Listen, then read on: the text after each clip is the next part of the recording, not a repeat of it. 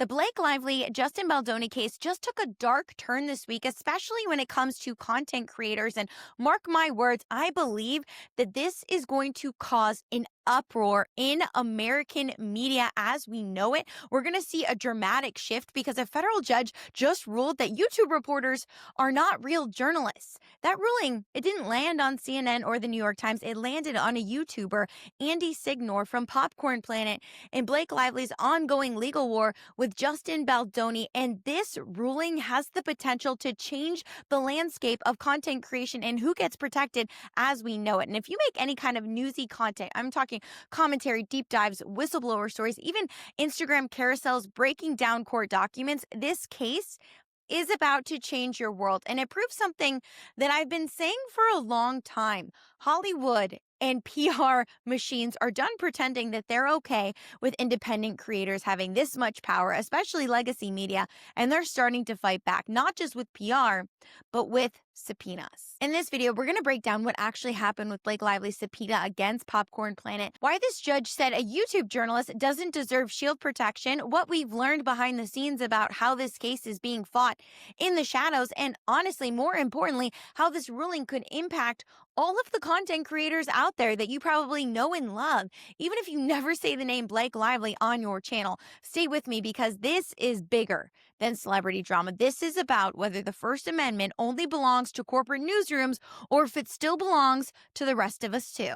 Let's get into it. Welcome back to Ashley BTV. I'm a former TV news reporter who takes you behind the headlines and helps content creators out there break through the noise and share their story and step into their power. I've been covering the legal saga for a few months now, taking you guys behind the headlines, and I've also been talking to lawyers, creators, and people inside the industry who are quietly fed up with how all this is going down. And today isn't about deciding who you believe. It's about what this precedent could do for the future of independent media and creator-led journalism.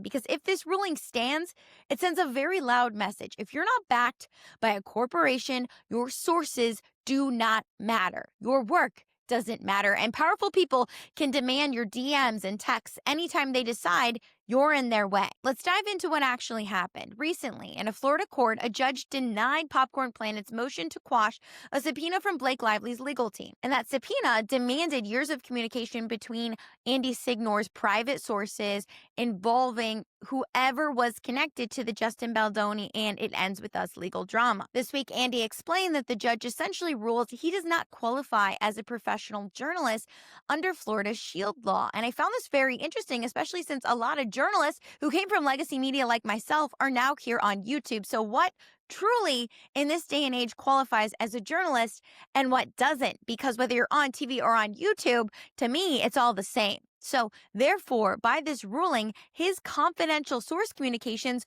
are essentially not protected. And even if he did qualify, the judge believes Blake Lively has, quote, a compelling need to access his messages to get to the heart of the matter in her case. So in plain English, they're saying, listen, because he's on YouTube, he's not a real journalist. Therefore, we can enforce a non-party creator to hand over their private conversations to help a powerful celebrity build their case. Now, Andy says he's going to appeal this to the 11th Circuit, and if he has to, he's going to take this all the way to the U.S. Supreme Court. Mark my words, I think this is going to change the media landscape as we know it, because right now, there are not clear laws in place that protect content creators, and there also aren't clear laws in terms of what would make someone a content creator versus differentiating them between a journalist, and if there are any laws or specific behaviors that all of these people have to uphold, because there are certain, libel laws and defamation laws that we all have to uphold in the newsroom.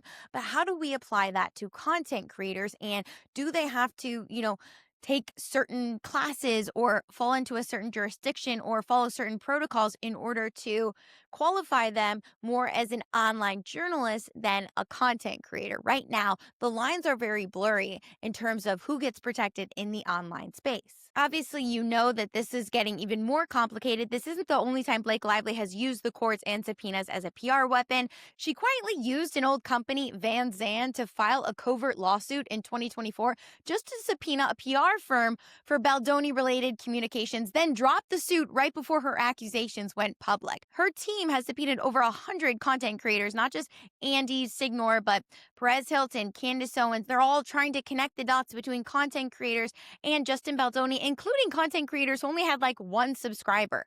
Meanwhile, a federal judge in New York did treat a traditional outlet, the New York Times, as a protected press entity when Justin Baldoni tried to sue them for defamation over their reporting on the same controversy, regardless of what I consider negligent reporting. The judge dismissed his $200 million lawsuit, citing press protections and finding no evidence that the Times acted with reckless disregard for the truth.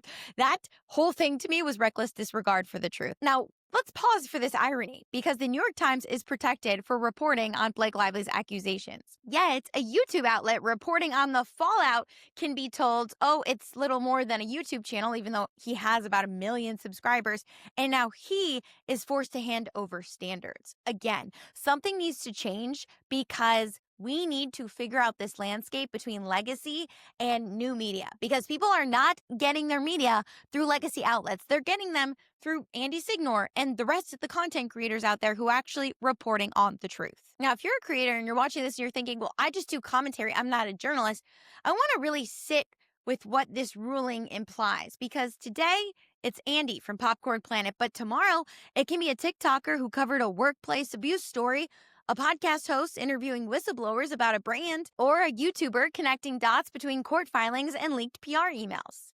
The judge's ruling, as Andy describes it, basically goes, listen, if you don't work for a news agency, a press association, a television station, or a news magazine in the old school sense, therefore, you are not going to qualify under the SHIELD law as a professional journalist. Therefore, your sources aren't going to get the protection. And again, I find this really interesting that we're seeing especially right-wing former journalists coming to the YouTube space. So what is going to qualify them to be a journalist online versus just another content creator like Andy Signor? At what point are sources actually going to get protected in this space? Even though Florida's own statutory language defines a professional journalist as someone who, quote, regularly engaged in reporting or publishing news for gain or livelihood, which describes a huge portion of modern creators, especially Andy. So here's what this means in practice. If you dig, you're vulnerable. The deeper your goes, the more likely you are to have confidential sources, off-the-record texts, and whistleblower DMs. This ruling tells powerful people, if you don't like what a creator is saying, just subpoena their phone. They're not protected by the law right now. The burden is crushing for non-corporate creators. And honestly, this entire thing is sending a message to not only creators, but to people who probably have information behind the scenes and they're acting as whistleblowers, and the only people they trust right now are the content creators. Blake Lively said that she felt like she was being the victim and being silenced for speaking out, yet she is the one who constantly is silencing not only online content creators, but also their sources. And why are you so scared for the sources to come out if you were the one who is, quote, telling the truth?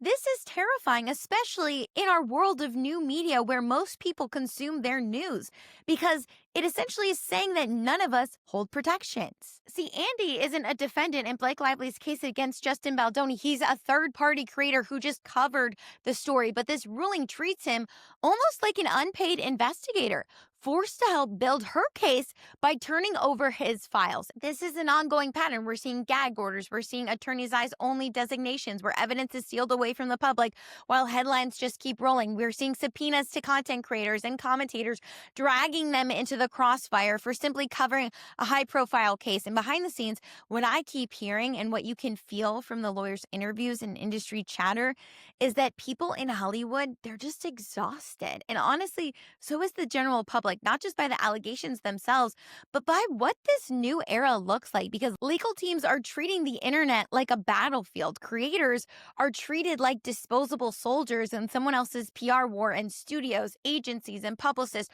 are forced to watch every DM, every text, every friendly leak as a potential exhibit in court. And if you're a creator, you are the easiest one to crush in this chain. So here are the big shifts I think that we're going to start seeing after this case wraps up. Creators, I believe, who are news creators are going to have to start acting more like actual newsrooms. That means if you're covering court cases and you're calling out powerful people, breaking news based on leaks or DMs, you probably will not be labeled a YouTube channel anymore. You're going to need written policies about source protection and ethics, a clear paper trail, what you knew, when you knew it, how you tried to verify, basic media law training so you can understand defamation, privilege, and subpoenas. The law is already treating you like a journalist. When it wants to punish you, you might as well get the protections and discipline of a journalist too. Number two, receipts culture has to grow up. Right now, creator culture is obsessed with receipts, screen recordings, screenshots, leaked text. This ruling is a reminder that those receipts can absolutely be subpoenaed. Your DMs with sources might be read by a judge who has never watched a YouTube video in his life.